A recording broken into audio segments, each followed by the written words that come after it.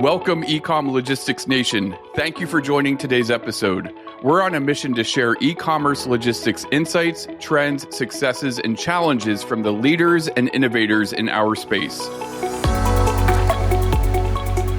Plus, let's just call a spade a spade. The market right now also forces entrepreneurs and whoever runs these companies to be highly pragmatic because the funding is almost gone. So the market for tech, whether it's a soft SaaS play, whether it's log tech, whatever it might be, right, in logistics and supply chain versus just 6 months ago, really, has completely shifted in a sense that teach is king.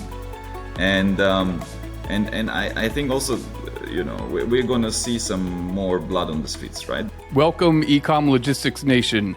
This episode, Ninad and I welcome Radu Palamariu, Managing Director of Alcott Global, based across the pond in Singapore. Radu has a robust background in logistics spanning 15 plus years in a variety of capacities, including engineering, technology, business development, consulting, and executive supply chain headhunting. He's been featured in World Economic Forum, Bloomberg, Forbes, as well as the MIT Supply Chain Talent magazine. He's been named one of the top 3 global supply chain influencers on LinkedIn, where the last time I checked has over 250,000 followers, which I have mad respect for. He is a host of Leaders in Supply Chain podcast, which has a great run with over 100 episodes.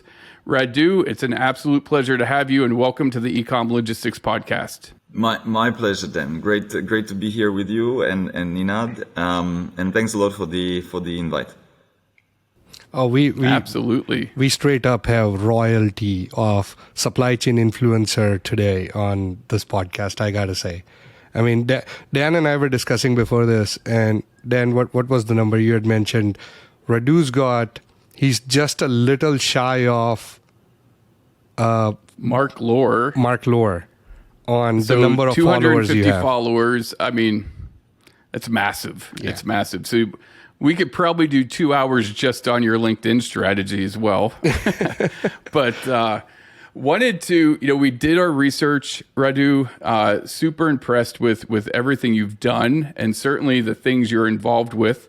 It didn't take long to learn you're one busy man. There's Alcott Global, Makers and Movers the Chain, Leaders in Supply Chain Awards, Supplyify, the podcast, and if all of that wasn't enough, a new book which is launching today, I believe, from source to sold. So would love to start the conversation by hearing your story and where all this drive, motivation, and entrepreneurial fire comes from. Yeah, actually, now that you listed all those things, it makes me feel overwhelmed. So, I guess I do guess we do a lot. And as flattering as the introduction, and thanks for the very good words, I do want to perhaps make a statement from the beginning. I think all of this is only possible because we have a very, very good team.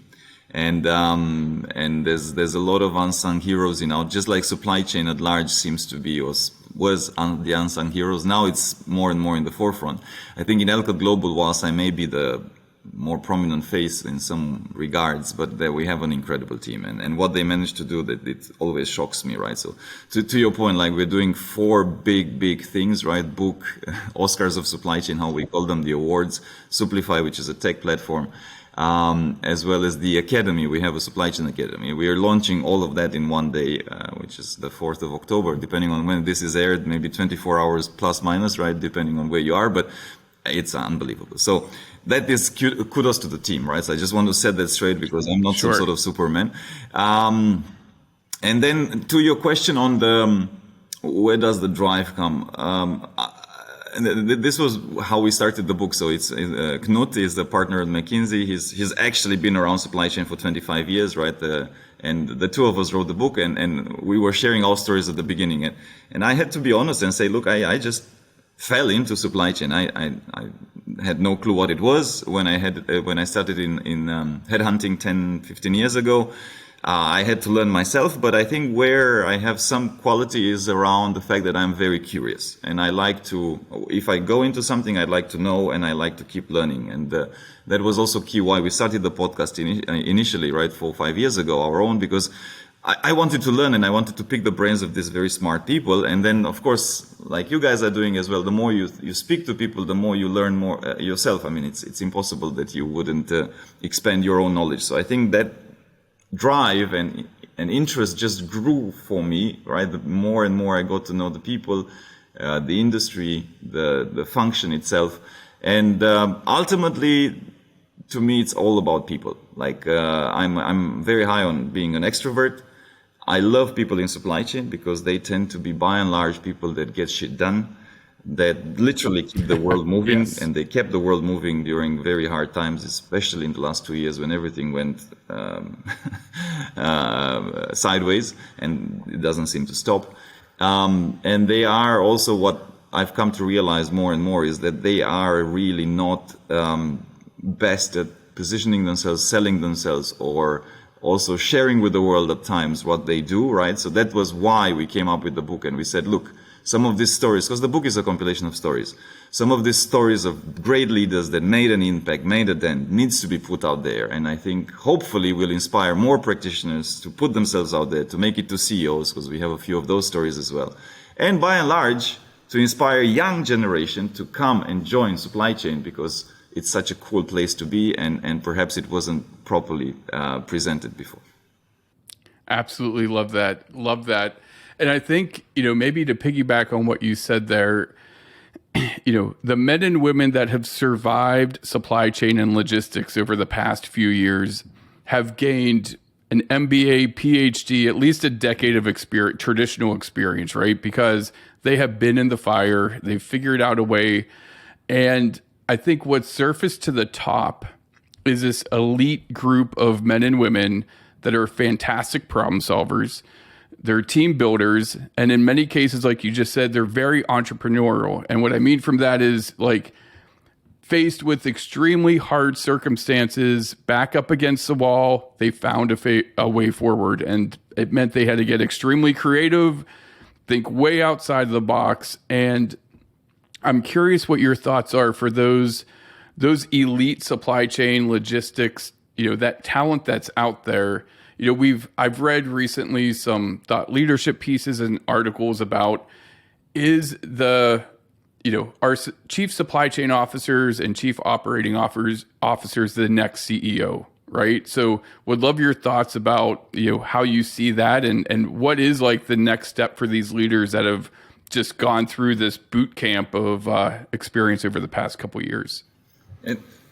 And we've actually, I think it was about, and perhaps that's what you're referring to. We've put out about 12 to 24 months with Francisco Betti, who runs the World Economic Forum Advanced Manufacturing Practice. We've put out an article exactly on that topic, right? Why COOs and CSCOs make great CEOs. And I think what has also happened, and because of the search business, executive search business, right? We talk a lot with the C-suite within, whether it's chief supply chain officers, whether CEOs, whether COOs. And what has happened in the last 2 years is, for the supply chain specific function, they are being called on a regular basis to the board meetings. Okay? Mostly not to be yes. praised or to yes. be to be lauded. Unfortunately, it's like, what are you doing to fix it? Exactly. It's right, by and large, it is really the reality of board meetings at scale, right? I don't think a lot of people go there to be praised, no matter their functions. But in particular, so they get there. Yeah, how are you fixing it? How are you addressing it? But the good thing is that they're getting there, right? And the good thing is that visibility is very clear now, and that perhaps wasn't the case in the past. So, because it's like anything, right? You need to be represented, and you need to be there where the top decisions are being made to make it there eventually, right? So that's just a fundamental principle. Now, number two, also what has happened in the last years, or what has accelerated, and there's been some notable examples, right? Under Armour, right? The COO was promoted. For now, it's interim, but I'm pretty sure he's going to get promoted or confirmed in the role of CEO. There's quite a few other, of course, we always have the Tim Cook example and the Mary Barra example, but there's more and more that have happened in the last 2 years. And I think the IKEA CEO, for example, he comes from supply chain, he's a new CEO. So I think we're going to see more and more of that happening, right? So the density of people that come from operations and supply chain background that will make it to CEO is going to be higher, because now they are making it to that board conversations, and of course then the board makes the decision who's the next CEO, right? So that is just a normal transition. And thirdly, if I am to also pinpoint perhaps still the biggest area where this pool of future CEOs need to improve on and need to work on, technical pragmatism and business skills is one, and they tend to have it, right? But okay, maybe on the business skills is always that link to how does this impact the business? How does this, how do we serve our customers better? And ultimately, how do we increase our market share? Because ultimately business is pretty simplistic, right? So that's the business skills. But I think on the soft skills, the biggest missing piece that still we see again and again and again is on the influencing, communication, storytelling. How do you present a vision? How do you get buy-in from different stakeholders, right? So that part, just because, again, by and large, supply chain folks tend to be practical, pragmatic engineers at large or at heart, even if they don't necessarily come from engineering, some of them do. I think that is the biggest untapped skill that they need to really work on, because that's the job ultimately of a CEO or a member of the board, right? They need to be able to paint a picture. They need to be able to tell a story, to create a vision, to rally the troops and make it happen. I mean, that's any leadership one-on-one for anything really. But in particular, if you're the CEO of a company, you need to have that. And that's, I guess, one area that supply chain executives at large need to be very clear and comfortable with.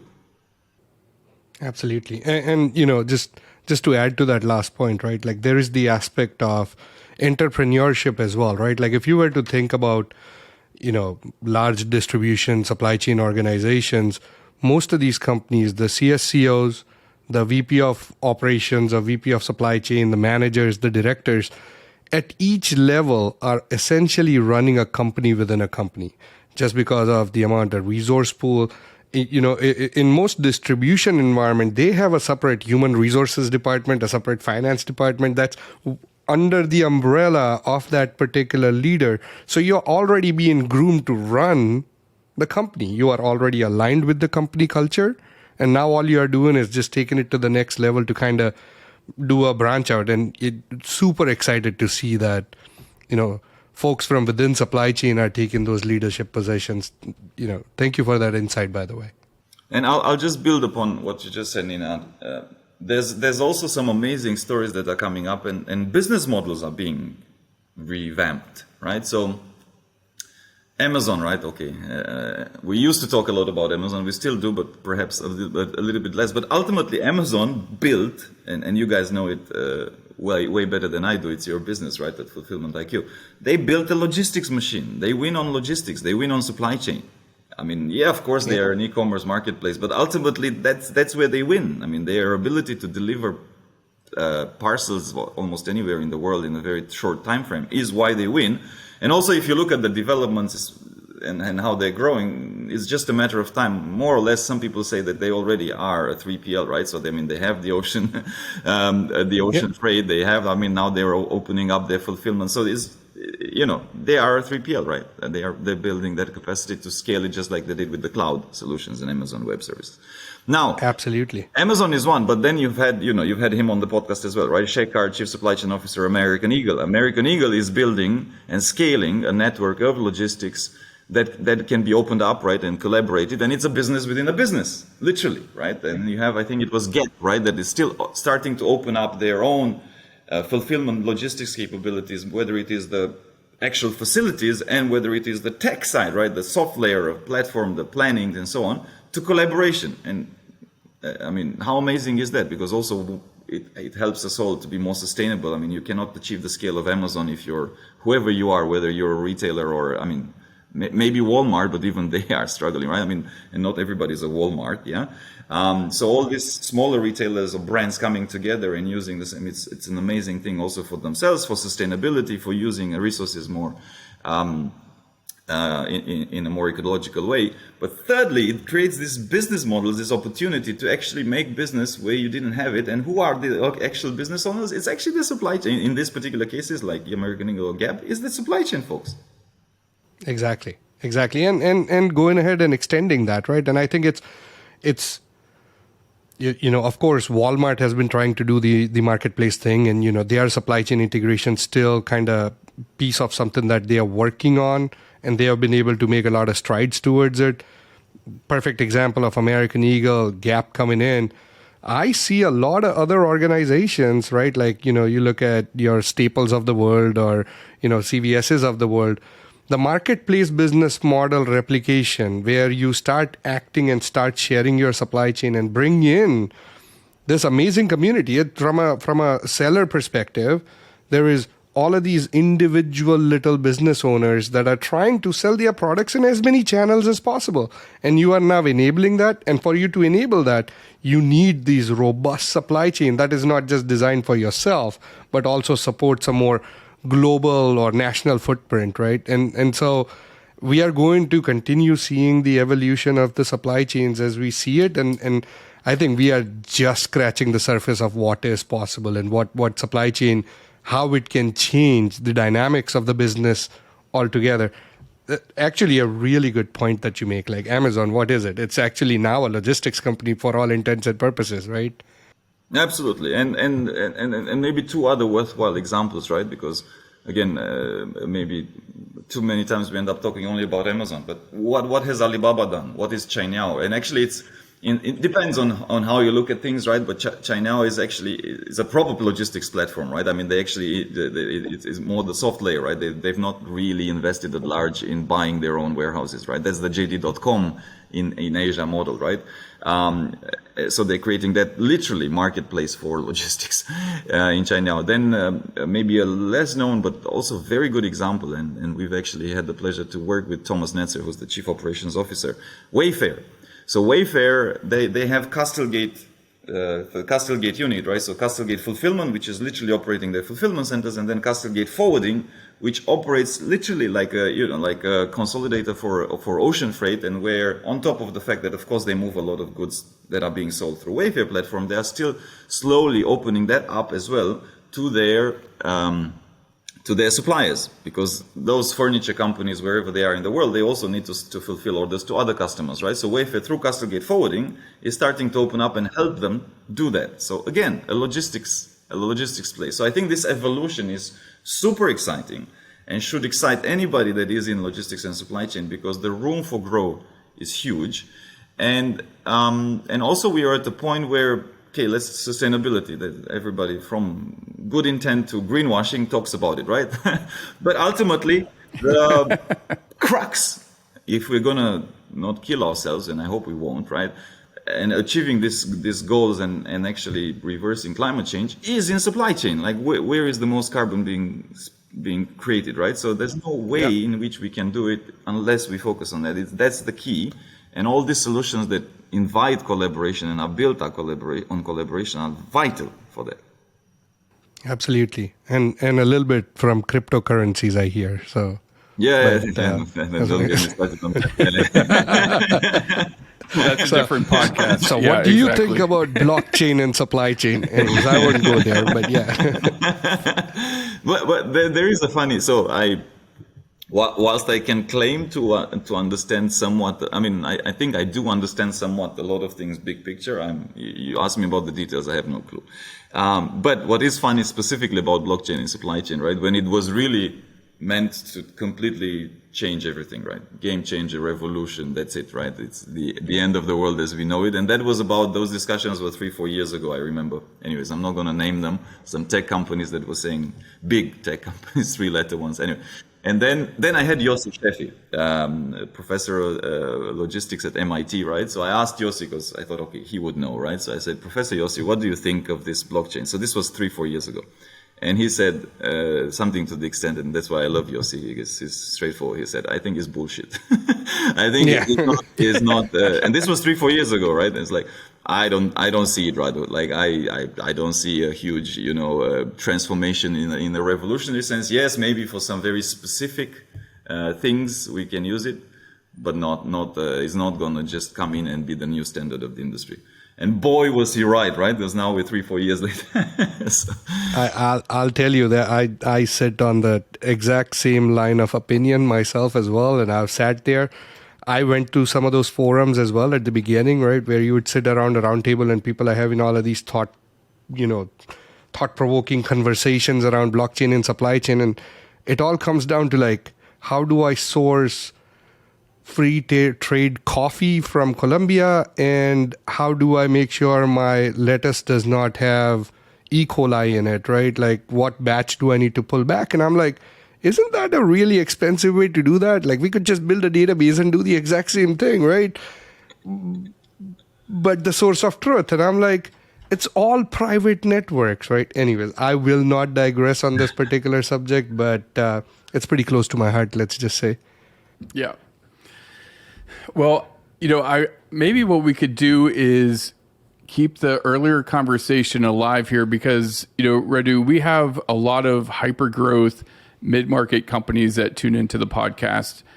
And it's the opposite of what we were just talking about, right? They have gone, their idea, their vision was to bring a product to life, bring a product to market. And I hear their stories where they're struggling with how to attract quality logistics leadership talent. And even struggling with, should I try to attract some outside talent? Or is there a strategy where I should try to groom up existing employees that I have on the team? Because at the end of the day, they know that it's not just about knowing logistics, right? It's a Swiss Army knife of skill sets that we were just talking about. It's operations, technology, HR, analytics, and it's not a business within a business like we were just talking about, right? It's usually one person leading a handful of people that have to execute fulfillment, supply chain, logistics on a day-to-day, and the growth of the company is tied to the customer experience that's delivered with this post-click transaction that these leaders have to lead. So you have a really amazing global visibility, global experience. So from whether it's in the US or what you've seen in other parts of the world, like what are the key characteristics you would say are really great attributes that people should be looking for, either whether it's an internal or external hire as they're building up that logistics department within their company? You're asking $1 million questions here, Dan. I would say there is a shortcut to, they don't even need to bother. They just need to hire Alcott Global as their recruitment partner, and then problem solved. Now, joke aside, so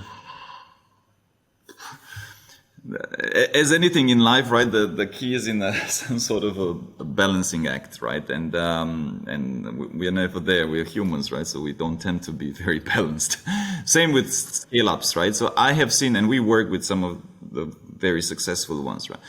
Plus, let's just call a spade a spade. The market right now also forces entrepreneurs and whoever runs these companies to be highly pragmatic, because the funding is almost gone. So the market for tech, in whether it's a soft SaaS play, whether it's log tech, whatever it might be, right, in logistics and supply chain, versus just 6 months ago, really, has completely shifted in a sense that kitsch is king. And I think also, we're going to see some more blood on the streets, right? Because there's businesses that have been built on very shaky, actually they don't have a model.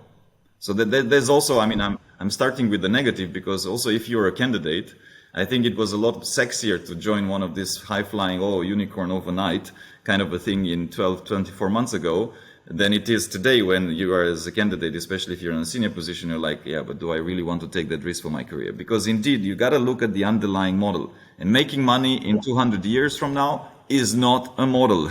So it's like, and there's quite a few companies like, but how exactly are you gonna turn profit, right? So if you don't have that, don't go there. And you should literally, I would not urge you to also attract new talent. I would urge you to rethink first as a founder or whatever you are, executive, see how can you make money. Now, to the point of, let's stick with because your question is twofold.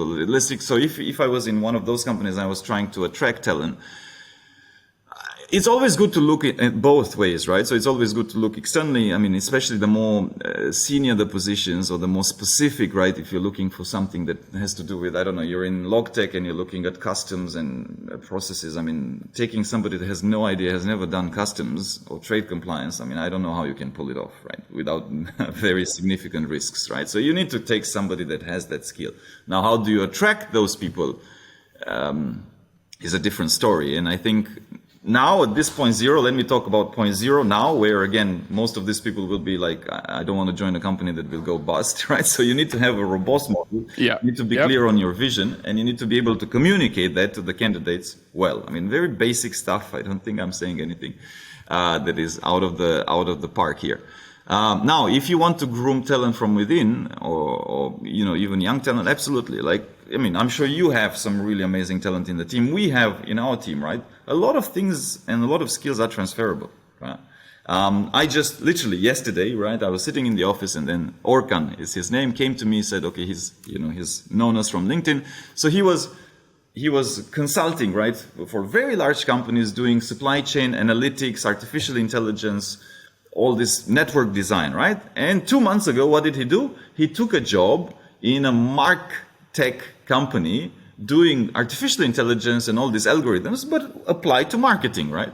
So his bottom line fundamental skill of knowing very well analytics and technology and understanding it, well, he on his side, he transitioned from supply chain to applying it into marketing. I mean, you can do that whichever way you want and whichever permutation you want, and we should not get boggled down into why is that not possible. It is possible. I think the only reason it's not possible is our own limitation in our mind as hiring managers to think that it's not possible.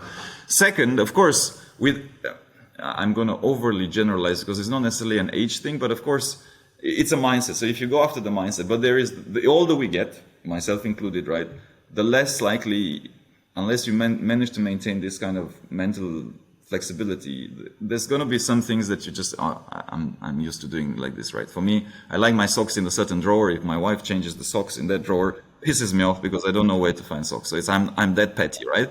Now that whole thing still applies perhaps at work, and what I'm saying with that, youth, and there's value in getting somebody that's very young, entrepreneurial, that comes up with an incredible list of ideas. We have in our own team, in the marketing team, we have 23, 24, 25-year-olds. It's amazing how they think. So I would urge companies, again, it's a basic stuff, right? I mean, look at talent, but that doesn't mean that a 60-year-old can't do it. They can absolutely do it, but it's about the mindset, right? So look for the mindset, look for the attitude, and also place bets on people, right? Because I think drive, motivation, willingness to make it work are much more important than actual expertise in a lot of things. Now, to give an example on the other side, however, I have also seen, that's why I'm saying that balance, I don't know, I don't know what's the formula. This is fantastic. This is great. The balance is, I have seen very senior people appointed in log tech or SaaS players that came from, I don't know, fintech, or that came, they had successfully built up incredible companies before in technology, right? Maybe in a different field. And then let's hire them in logistics, or let's hire them in supply chain, because that is transferable. Up to a point. I think most players and most unicorns and most successful, you can call them successful in that sense, tech-enabled supply chain players, right, realized, yes, but at some point you need to understand what's going on. Because on paper, a container moving from this factory in Vietnam to US, I mean, there's so much improvement that can be made. That's why also there was so much VC and private equity money, because on paper it looks like, yeah, what the hell are we doing? Why is this industry so antique, right? But in reality, if you don't understand that it's built on relationship, in certain markets there's corruption, there's customs, there's governments, there's like so many things hidden under the bonnet, and you're just looking at it from a big picture, how can I digitalize everything perspective, you're missing the industry subtleties that you wouldn't know unless you're there, right? So it's that combination. The winning formula is the combination between skills, right? And you need to mix and match the teams to make sure you have deep industry expertise with very good attitude, tech skills, put it together, and then magic happens. It's such a good point, right? On both sides. As you were talking about it, in the back of my mind, I'm going through like examples in both those scenarios, right? Where we have seen someone barely with a college degree or a vocational degree, right, that steps into a position, takes the time and builds an amazing network, right, distribution network, logistics network for a company, a brand, right, like a company that produces some product, right? And we have seen that happen and seen the cycle of maturity of that individual just because they were given the opportunity and has the aptitude. And then we have seen some examples of just because you ran an e-commerce store, you somehow have the skill to run one of the largest distribution networks. I won't name names, right? But I'm going to spend $1 billion to build this, and I'm going to give it in charge someone that has built an e-commerce store in the past. And it's like, why did it fail? I'll tell you exactly why, right? So you are so correct when you kind of identify that, and it's asking yourself that question as well. What are you trying to hire for, right? Like, do you have the time to groom, right? And there is a lot of talent that is out there. And then there is the other flip side where, hey, I need to hit the ground running. I need someone extremely seasoned that knows this, where the optimization resides, right? You can't hire someone to lead warehousing network that has never stepped foot inside a warehouse in their entire life, right? Like, that's not transferable, unfortunately. So, great point. And Radu, really curious about your thoughts, as we see these, this amazing talent that's surfaced, right, going through the last few years in the pandemic. You see some of these brands that have, with the emergence of e-commerce, have had this hyper growth cycle. It's finally maybe about time, but it's certainly long overdue that we're seeing women leadership in supply chain really take a hold, which is certainly great to see and fully support, obviously. And would love your thoughts on how you see women transforming supply chain leadership and how that's all evolving and what you see in the future. And maybe from your perspective too, because you're playing in so many different markets and you have that global perspective. What's it like here in the US compared to other parts of the world? And are we ahead of the curve, behind the curve? And would just love your perspective on that front. Another $1 million question. So let me start by saying that, and this is my own bias that I'm I am aware of, but all things equal, I would hire for Alcott, I would hire a woman over a guy. And this is a guy saying it. So again, I'm making a huge generalization. There's always cases and cases, but by and large, women tend to be much more meticulous, disciplined, reliable, loyal, you name it. So I think by and large, and in particular, there's a subcategory in that, right, which is working mothers, right? Once you're a mother, you really, I'm a father, right? But I'm nothing compared to my wife. Like the way that she can multitask, the way she manages to do so many things, her job, kids, homeworks, it's just unbelievable, right? So I think by and large, if this world was run by women, we would have never ended up in all this shit that we are in. And it would be a very better place, right? So let me start there. Now, in supply chain, so representation matters, right? And I think there's been some extremely positive developments. I think diversity is very high as a topic and as a focus areas. And, there's different ways to achieve it. I think a lot of companies have gone down the path of having quotas, which is also one way to do it and is a good way. I think where the biggest challenge lies, and I actually started the conversation where I said, look, diversity is important, but make sure that still ultimately you hire the most capable or a person that is capable to do the job. Because I think I also see the risk depending on the market, and it is happening in US as well, where you're just trying to tick the box. And all of a sudden we're going the other extreme, like again, balance, right?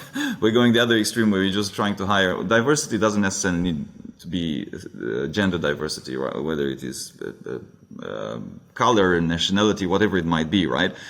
But ultimately hiring should have the underlying, can you also do the job, right? Like, I'm talking, the more senior you are, the more important that there should be a level of okay, if you're hiring at the entry level, fine, right? So I have also seen situations where, because historically there's, random numbers, right? 30% women in VP level positions within FMCG in US. Random, yeah? But let's just assume, right? So then if you are large FMCG companies in US and all of you have the target of having 50-50 gender balance in your leadership team, how the hell are you going to achieve it? Because you're basically fighting for a limited pool of women leaders, right? And you're just paying more. But ultimately, there's still 30% right now.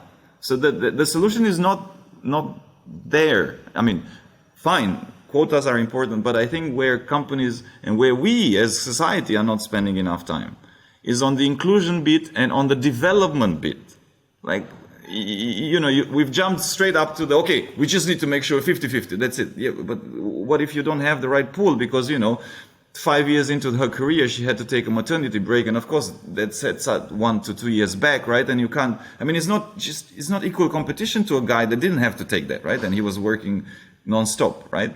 So we need to get better and speak a lot more on top of diversity about inclusion and around how do we make sure that the talent, female talent or diverse talent at large, gets equal chances.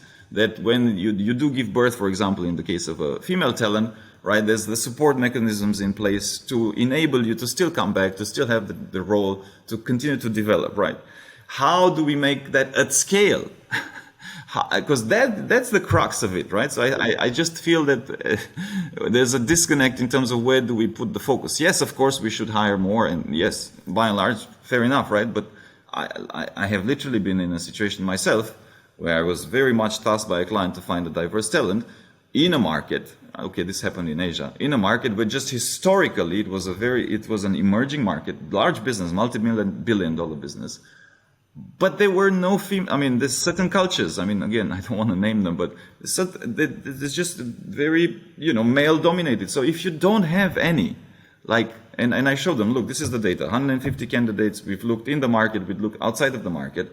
Yeah, ultimately, these are the best candidates, and none of them is a woman because women were not groomed or did not run multi-billion-dollar business. Now, if you want to take a chance and a risk on somebody that has run 200 million and you want to put her in charge of a $2, $3, $4 billion business, fine, right? Not a problem. But just be clear, right, in this context. So I think, again, balance, right? So we need to focus more and more time on the inclusion bit, on grooming this talent. I think there's some amazing women leaders out there, and I think they're paving the way, and they're the beacons of look, amazing, right? And we've even, another example, right? Chief Operations Officer of Cummins, which is one of the largest engine manufacturer, right? Woman, now CEO. Amazing. What a story. What a story. And we should have more of that. And I'm sure that we will, right?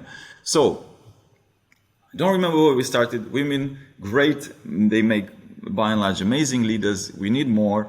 And I believe the crux is how do we make sure that we as companies and society at large, right, develop them and groom them for these leadership positions from early on, from when they enter the workforce to ultimately C-level, not just put up some sort of lines in the sand or numbers in the sand for quotas at the higher level, and then you end up but the pool is limited.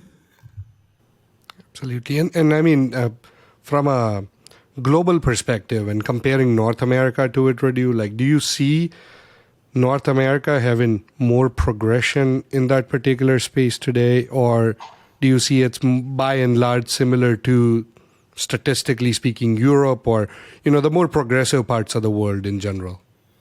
No, I would, again, I'm being mindful of general, but I would say North America is doing quite well. Now, just because of maybe perhaps I like to be a bit provocative, but it is my belief. I think also where North America, and let me talk specifically the States, right, USA. I think where we are kind of missing the point is, you know the term woke, or we are overdoing the political correctness. Yes, I think we're losing the plot. And it's not just USA, don't get me wrong, but I'm going to highlight because I think it is prevalent in the USA. And why do I say that? Because I've had numerous people with all sorts of background. This is not, telling me this, right? That you can't say whatever words in the office. You can't say this, you can't say that. You need to be mindful. You need to say this. It's becoming nonsensical. Like, ultimately, just like with anything in life, there should be common sense. I mean, I do get it. Common sense is not that common, but I mean, there has to be some level of where intent and common sense and basic human fundamentals should be in play, not just let's sue each other for the smallest things, and let's bring in the police. I think I mean, again, I'm being a little bit mindful. I don't want to run into examples because I'm going to run myself into issues, but I think there's always, again, we're not very good as human beings with the balance. So I think USA is quite advanced in terms of making sure opportunity and there's quite a broad diversity. I think where it starts to hit is, but don't jump. I mean, it's almost like, okay, I can't say anything anymore. And that's going to start hurting companies, because then you're afraid to voice your opinion. You're afraid to dissent, because what will happen? What if, I get, I get sued? And that's not good for business. If you cannot foster a culture and an environment where it is okay to challenge and where the best idea wins, and you're fighting on things on race, color, whatever, diversity, whatever else, that's wrong also. Agreed. Hey, by the way, you can add Canada to it as well, because I'm in Canada, so I'll say we are a slightly bit more wokier than the USA when it comes to some of that culture. So. Well, this has been awesome, Radu. I have one last question for you. I read one of your LinkedIn posts, and again, just a pure plug, personal plug for Radu, to absolutely follow him on LinkedIn. He's extremely active and tosses out a lot of great insights and information pertaining to all, as I think all of our listeners have heard, this isn't just about headhunting or HR. This is, you've really immersed yourself in supply chain and logistics, and I truly appreciate that. And my last question was on a post I read of yours, probably just going back a week or so, about the Leaders in Supply Chain Awards 2022. And I know, that's something you're very passionate about and very involved with, and that you also are a jury member, right? So you're a panelist, you're the one of the key members that actually does the voting. And from just an outsider's perspective, I would love to hear what that process was like. And when casting your votes, what were some of the driving factors that influenced your decision on who to place those votes with? And look, this is the first edition of the awards. Okay. And what we tried to do, and I think we succeeded, but you tell me, you'll see the results very soon, right? It's yes. It's going to be announced on the 4th of October. So again, depending on when this is aired, it's going to be very soon from this podcast. So we tried to make it objective. So I think there's various tops. I almost get weekly invited to be the top whatever entrepreneur, headhunter, blonde guy with blue eyes and glasses in the world, right? For the small sum of money of $5,000 just to cover the cost of printing. None of that, right? So we were very very clear. This is not a pay for play, and this is not also Alcott Global putting our clients in the list. And that's why we have jury. Yes, indeed, I am one of the 5, but there's 5 jury members. The other 4 have nothing to do with Alcott Global, and they're all, if you know them, Daniel, Beth, Deborah, and Raul, they're all supply chain.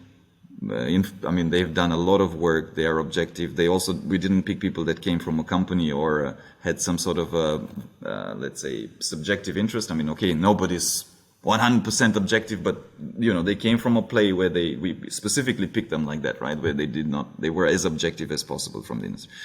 Second part, right, which I think is important. Everybody was nominated. So yes, I will say it up front. People from all over the world were able to nominate. So we ended up with a list of 136 nominees. Arguably, if you were not nominated, you might have been an amazing leader, but that's what it is. We couldn't come up with a more fair process. And then out of those 136, then we went and said, look, you've been nominated. You need to give us, for the jury to decide, you need to give us answers to these 4 questions. 1, why do you think you make a great leader yourself? Which is kind of an odd question for some, but okay, that was one of the questions. 2, what have you done specifically in your role for sustainability? What measures have you implemented around sustainability in supply chain, and what tangible results? Number 3 question was diversity, right? What have you done in your teams and in your organizations at large to ensure more diverse? Can you give us some examples? And number 3 was, what have you done around supply chain, digital transformation to improve your supply chain? Give us some examples. So literally we had people that submitted 30, 40 pages. So it got really intense. It wasn't a very easy process going through all that information. And 75% is each of the jury member voted on the three things, right? Diversity, sustainability in supply chain, and digital transformation in supply chain. So everybody was marked, and then we averaged it out, 75%. 25% of the votes were actually like the Oscars. So we have because we do search, right? So we have so many, and Alcott is global. So we have a huge database. We have 500 VP, SVP, EVPs globally in supply chain operations, logistics, that we asked, hey, these are the nominees, vote on your top 10. So there was, if you want, industry vote on the top 10. We didn't want to make it a LinkedIn thing because then everybody would have just voted for their friends. So we actually asked them individually, and it was done on a 1-to-1. And we said, look, because we know you know the industry, vote your top 10. So there was an industry vote. And that ultimately, if you're nominee X, you would have gotten whatever number of votes, right? And that percentage is 25% of your ultimate. So you have 25% on the industry vote, 75% on the jury. You put it together, then you have the top 30. So it's the most objective that we could come up with. We are still fine-tuning, so we're welcome to ideas for the next edition that will happen next year. But that's how we came up with it. And again, the intent of this was, let's highlight some of this amazing leaders. I mean, again, it's them and their teams. All of them almost speak about their teams at length, right? But I think also what you will see when you see the list, we literally have people all over the world. I think, again, what happens with some of these tops in supply chain, it tends to be very focused on Europe and North America. We forget that the world is larger than that, and there's some amazing case studies in APAC, in Middle East, in Africa, in LATAM. So I think also what you will be pleasantly surprised to see, and some examples of really good people moving the needle in other places of the earth, and also it's not only because again, this was the process that we applied and the formula we applied. You will see it's not the same old names. So sometimes it's just the same old. So again, I don't want to name names because then it just it's not nice from cat's out of the bag. But, yeah, that's right. But I'm hoping that we bring something. To me, it's something fresh. It's something as objective as we can come up with it, and I think these leaders really truly merit the recognition, and we're going to make sure that people know about them.